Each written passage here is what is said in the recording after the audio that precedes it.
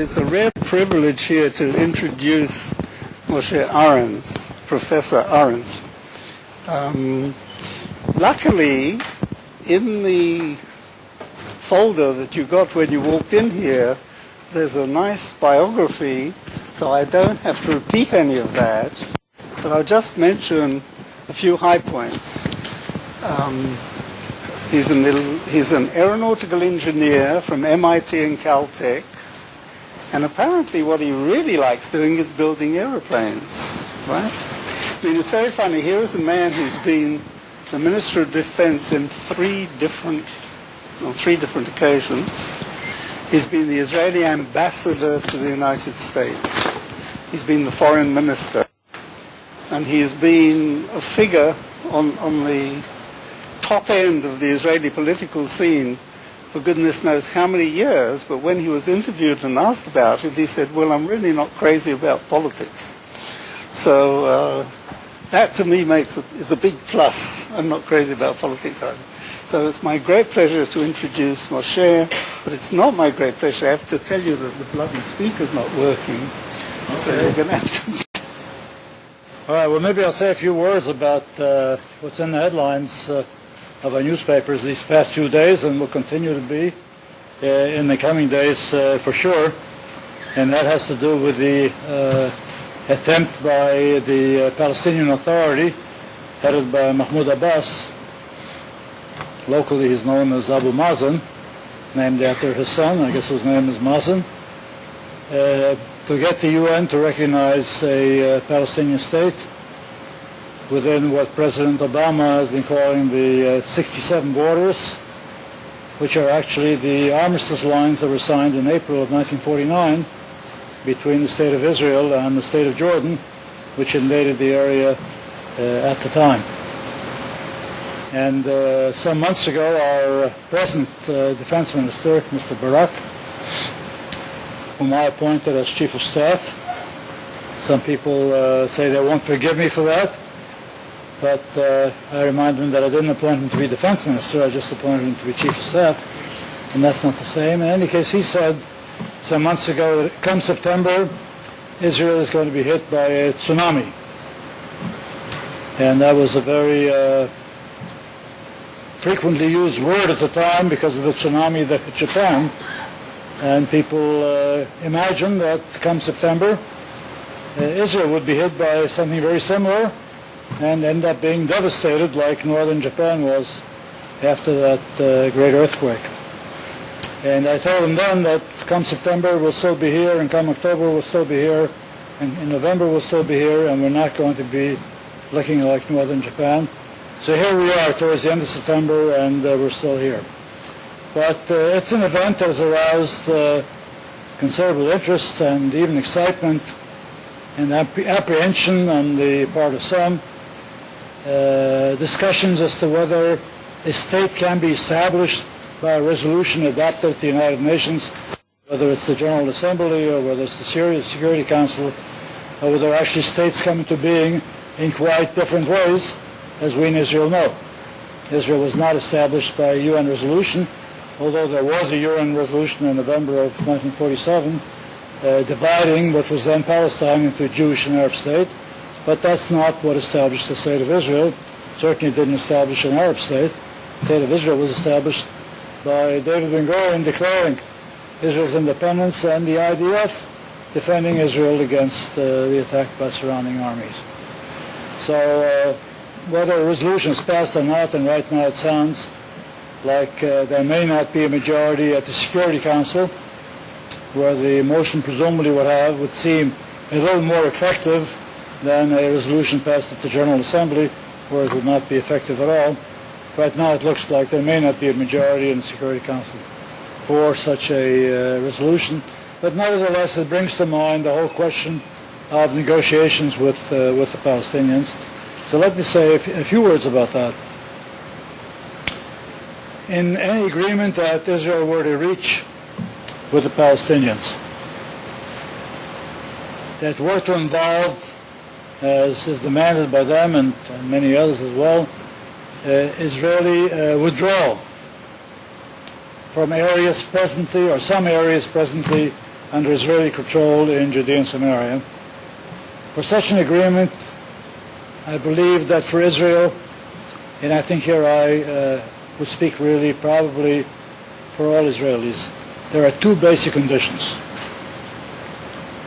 One is that when such an agreement is concluded and Israel leaves some of these areas which are right close to our population centers, that agreement be the end of the conflict. That once we have staged that withdrawal, implemented the agreement, there will be no further claims made on the State of Israel. No further territorial claims, no claims for what is called the right of return, for the introduction of Palestinian refugees from 63 years ago to enter and reside within the State of Israel, that the conflict, in effect, has been ended. Condition number one. And condition number two is that from the areas from which we withdraw, as I mentioned, very close to Israel's population centers, no acts of terrorism will be launched against Israel. Neither suicide bombers to enter our cities, nor rockets to be launched from there into the Tel Aviv area. I think two very common sense and basic conditions that I think all Israelis would agree to, and I think most people outside the area of goodwill and common sense would say these are proper, basic, essential conditions that have to be met. So the gentleman with whom negotiations have been carried on in a desultory manner, who now says he wants to go to the UN and negotiate afterwards, Mahmoud Abbas, can he meet these conditions? If he signs an agreement with us, is that the end of the conflict? If he signs an agreement with us, can he make sure that no acts of terror will be committed from the areas that will come under his control against the central part of Israel? I think if you reflect on these two questions, you find that the answer is no. Why would that not be the end of the conflict? He doesn't speak for all the Palestinians. At best, he speaks for half of them, those in Judea and Samaria. He does not speak for Hamas in the Gaza Strip. They, by the way, also oppose his approach to the United Nations. They will not recognize Israel. There's no doubt that if we signed an agreement with Mahmoud Abbas, they would continue with further claims. They would say this is not the end of the conflict. They would try to promote terrorist activity against Israel, not only from the Gaza Strip, which they do right now, but also from the areas of Judea and Samaria. Can Mahmoud Abbas make sure that terrorist acts will not be carried out against Israel from the areas that were to come under his control? Very unlikely. He does not command a great deal of authority in Judea and Samaria, West Bank. His position is maintained in the area in large measure because of the presence of the IDF in the area. And if the IDF were to leave the area, it's not at all clear what would happen to him, or to what extent he would have the authority or the ability to control what would happen in these areas. So he's really not a partner with whom we can conclude an agreement that would satisfy the basic conditions for Israel for such an agreement. I think he realizes that.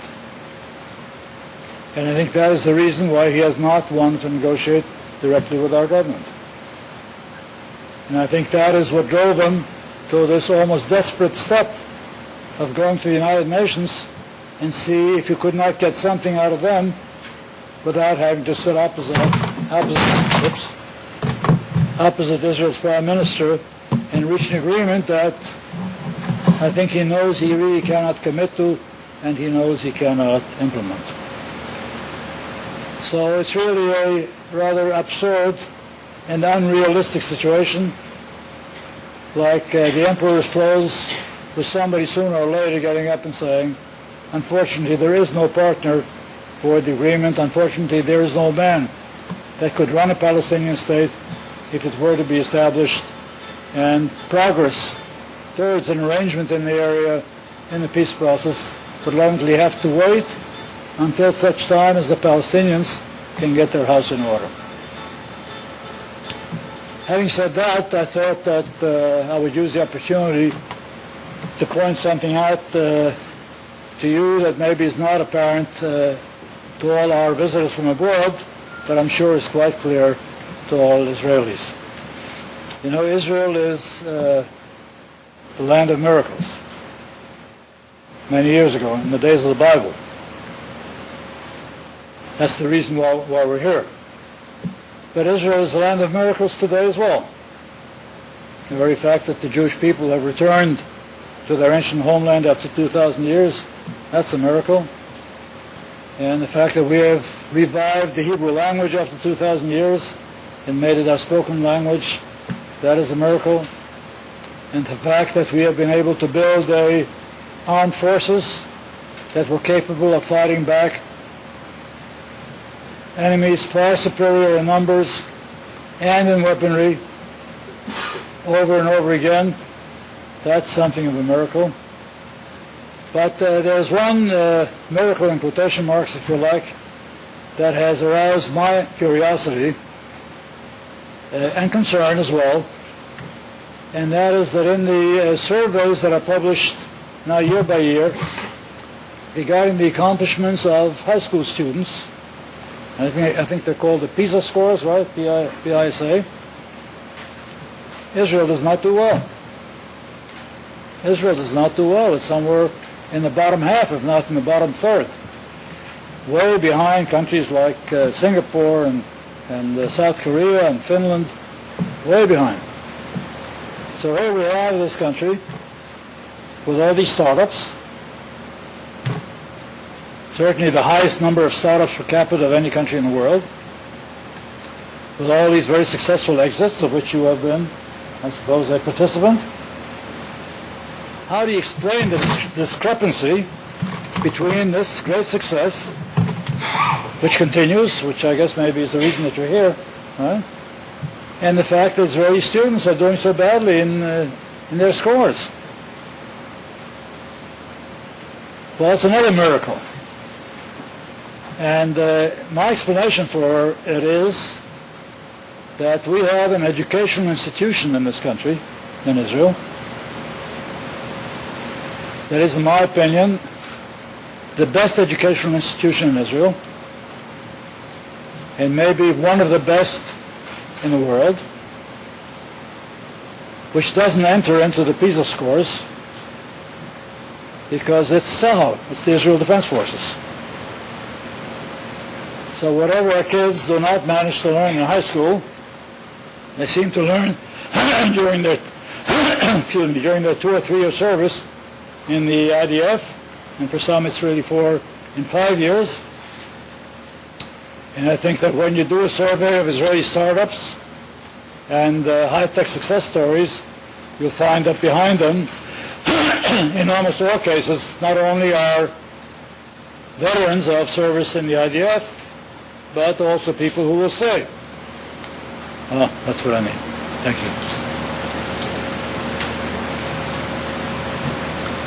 I got my inspiration, or I learned the basics of the professional knowledge that I needed, or I received the motivation, or I learned leadership and initiative in the IDF, and that great educational institution.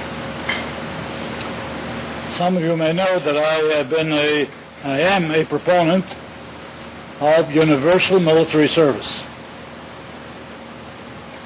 Not only for Jews, and not only for Jews, but for all citizens of the State of Israel. I believe in equality of rights. I believe in equality of opportunity.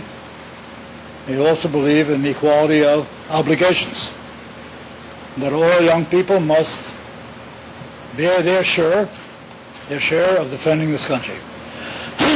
And I've said to young Arab citizens of Israel with whom I've met and continue to meet, you're missing an opportunity by not serving the IDF. As you may know, our visitors from abroad, Israeli Arabs, Muslims and Christians, but not Druze. Druze are obligated to serve. Israeli Arabs, Muslims and Christians are not obligated to do military service. In my view, that's something that should be changed. But I've been urging young Arabs to volunteer for service, which some do. Because I say to them what I have just said to you. The IDF is a great educational institution. And you're missing an opportunity by not taking advantage of this educational institution. It costs nothing. It's free. You may even get a small salary while you're serving. So this is something that you should do. So this at least is my explanation for one of the miracles of the State of Israel, the discrepancy between the scores of high school students and what is actually happening on the ground when it comes to developing high technology in Israel. So I thank you for listening to me. I wish you success in what you're going to do here today. Thank you very much.